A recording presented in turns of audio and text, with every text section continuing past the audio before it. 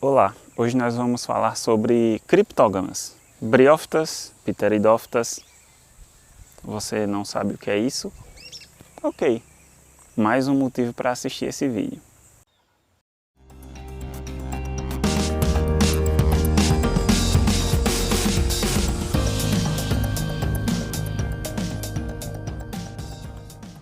Sejam bem-vindos a mais um vídeo do Conteúdo Vital TV. Esse canal é dedicado a compartilhar imagens e saberes sobre a natureza.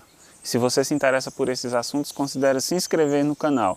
E se você não sabe o que são criptógamas, vamos assistir esse vídeo e acompanhar a minha busca por essas plantas. Eu vou fotografar, vou filmar um pouco dessas plantas e apresentar um pouco o que elas são. Vamos começar com uma explicação basiquinha.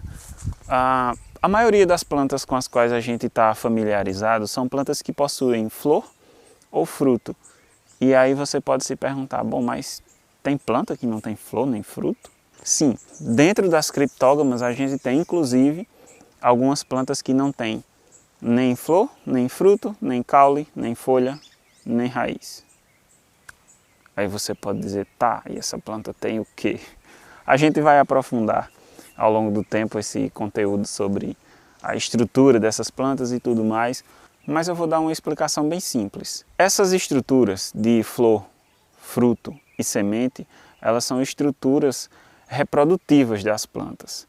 É claro que uma planta ela tem uma característica muito especial, porque qualquer célula de qualquer parte de uma planta pode gerar uma nova planta. Mas isso não exclui o fato de que as plantas possuem estruturas reprodutivas, estruturas especializadas em sua reprodução. E na maioria das plantas que a gente conhece, a gente sabe que utilizando uma sementinha, plantando uma sementinha, que veio de um fruto, e esse fruto veio de uma flor, a gente sabe que isso dá origem a uma planta. Mas essas são estruturas reprodutivas evidentes. E existem plantas que não têm estruturas reprodutivas tão notórias, não existem estruturas reprodutivas tão evidentes. Então, é como se essas plantas tivessem estruturas criptografadas, entendeu? Cripto. Então, por causa disso, é que a gente chama essas plantas de criptógamas, tá? Que são plantas que não possuem estruturas reprodutivas evidentes, tá? E por que é que essas plantas não possuem essas estruturas? Porque elas são plantas primitivas, tá? Essas plantas estão entre as plantas mais primitivas e por conta disso mesmo é interessante a gente conhecer elas, porque elas mostram um pouco como foi a caminhada da evolução das plantas.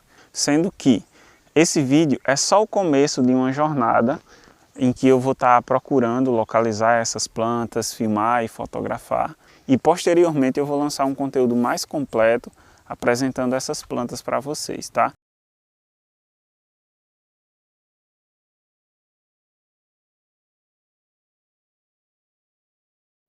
Olha só, gente, aqui eu estou filmando o tronco de uma árvore e esse é um bom lugar para a gente encontrar essas plantas, tá?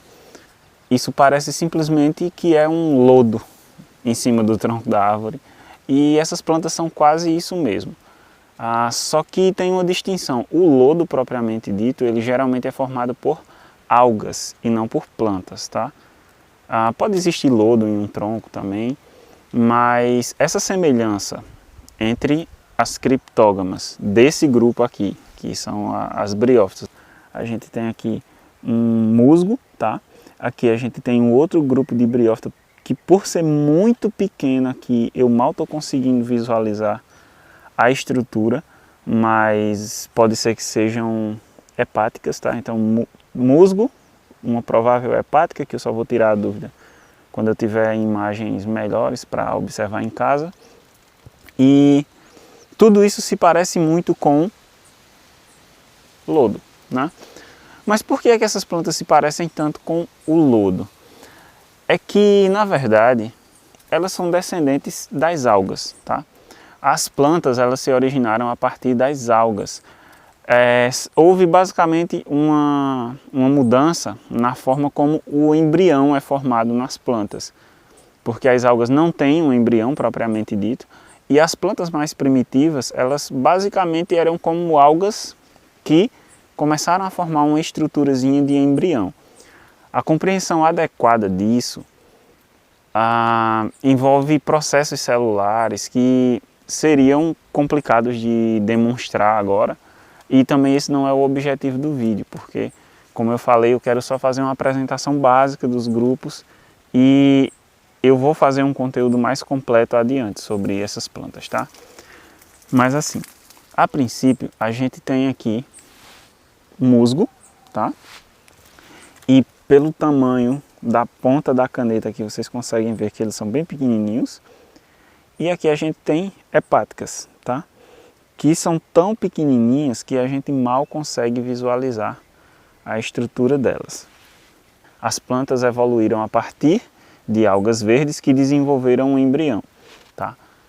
E por causa disso, esses grupos aqui, que são grupos bastante primitivos, eles até parecem bastante com a alga, parecem bastante com o lodo, e não é por acaso. Essas plantas, elas basicamente só possuem essa diferença, né? Elas desenvolveram um embrião e as estruturas reprodutivas ficaram anexas à própria planta, mas são estruturas reprodutivas muito simples, né? Muito primitivas quando a gente compara com flor, fruto e semente, e elas também não possuem um sistema para conduzir a água dentro delas e os nutrientes. Canais, né, que são o xilema e o floema, né, que ajudam na condução, que é como se fosse o sistema circulatório da planta.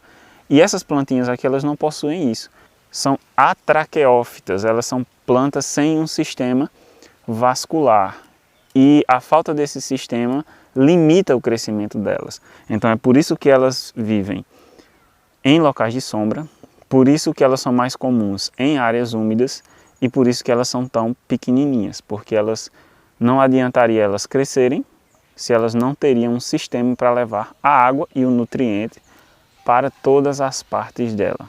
Por causa disso, as briófitas, porque são plantas que dependem muito da umidade, tanto para se reproduzir como para se manter, tá? Então, em função de tudo isso, elas são pequenininhas assim. E não é à toa que elas se parecem com líquens, porque o líquen ele é formado por uma associação entre alga, que é o mesmo grupo que deu origem às plantas, é alga associada a fungo. Mas aí eu vou mostrar o líquen agora para vocês observarem, tá?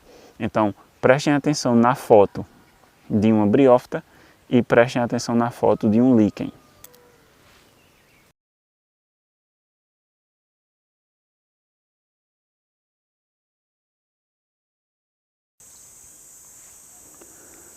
Agora, só para a gente não confundir, eu estou mostrando aqui uma briófita lado a lado de um líquen, tá? Aqui a gente tem uma hepática folhosa minúscula, tá? Ela está aqui nessa parte de baixo e ela tem um verde mais definido, tá? Tá muito pequena, eu mal estou conseguindo ver a olho nu. Depois eu vou fazer fotografia macro, vou tentar confirmar detalhes, mas à primeira vista é uma hepática folhosa, tá? E aqui em cima é um líquen que também tem um aspecto folhoso, tá? O ambiente que eles compartilham é o mesmo, ambos sobrevivem da umidade do ambiente, tá?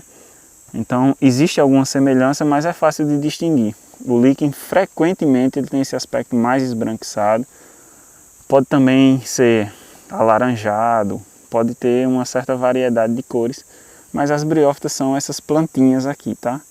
Líquen não é planta, tá? Essa plantinha aqui sim, isso é uma briófita.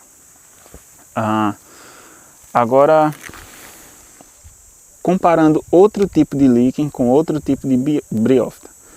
Aqui embaixo, olha, a gente tem, deixa eu ajustar o foco aqui. Ó, aqui embaixo agora a gente tem um líquen crustoso, tá? É um líquen que ele não tem tanto esse aspecto de folha, tá? Ele é como se ele apresentasse pequenos galhos, tá? E esse líquen aqui, crustoso, tá? Ele também é possível distinguir não só das hepáticas, né? Ou seja, não só das briófitas folhosas, é fácil distinguir ele, mas também dá para distinguir dos musgos, que são um pouquinho mais como se fossem esgalhados, mas não são tantos assim, tá?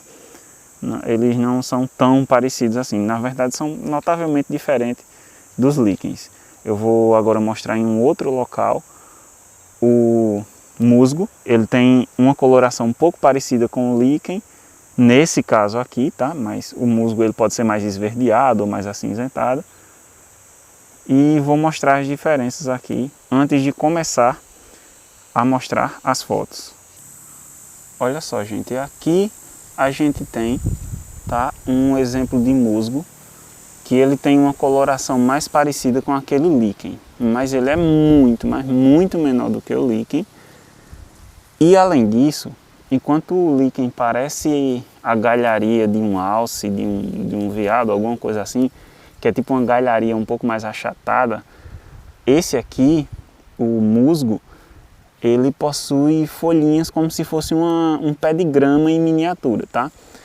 Só que como essas folhas, elas não possuem tecidos organizados como das plantas ditas superiores, e eles, portanto, não possuem xilema e floema como as plantas que a gente está mais familiarizado possuem, então isso aqui não são folhas propriamente ditas. São estruturas com função um pouco semelhante, mas não possuem os tecidos que a gente tem nas plantas superiores. Então, por causa disso, a gente não chama isso aqui de folha. Essas estruturazinhas minúsculas que eu estou mostrando aqui, elas são chamadas de filídeos ou filóides.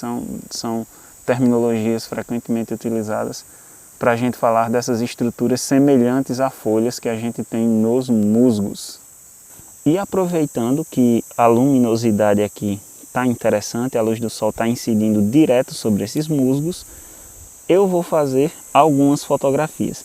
Primeiro utilizando a lente 24mm sozinha, depois utilizando tubo macro e anel inversor, tá? Para que a gente possa ver aí o que dá para conseguir de resultado. Então, vamos embora fazer as fotos das briófitas.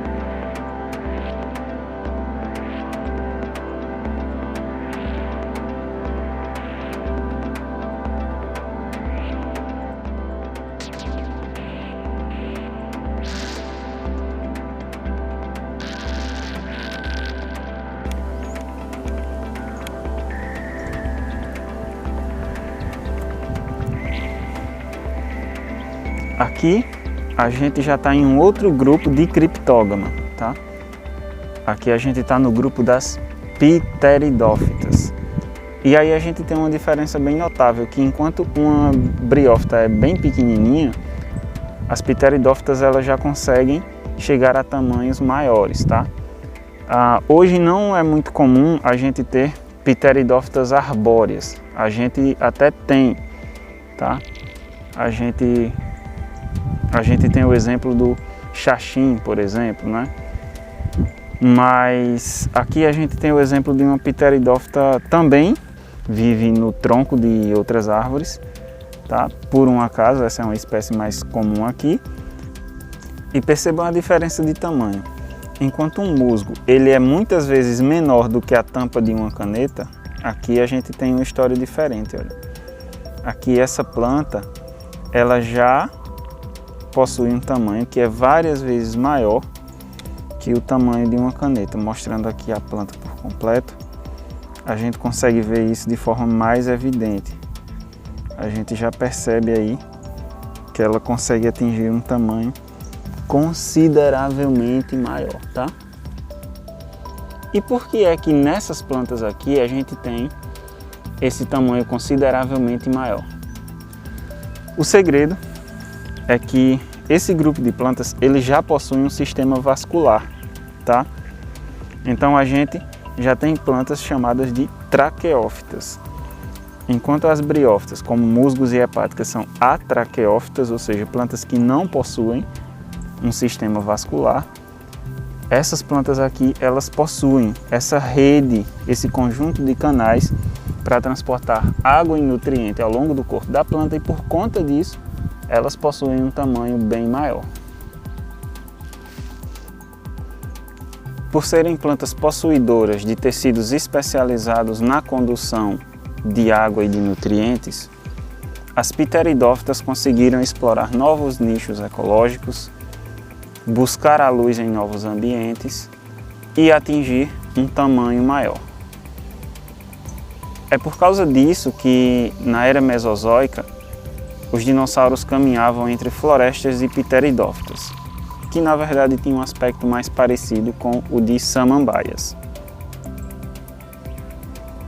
Essas plantas aqui, elas possuem a mesma estrutura básica de uma samambaia, apesar da morfologia externa, da parte que a gente visualiza, ser bem diferente.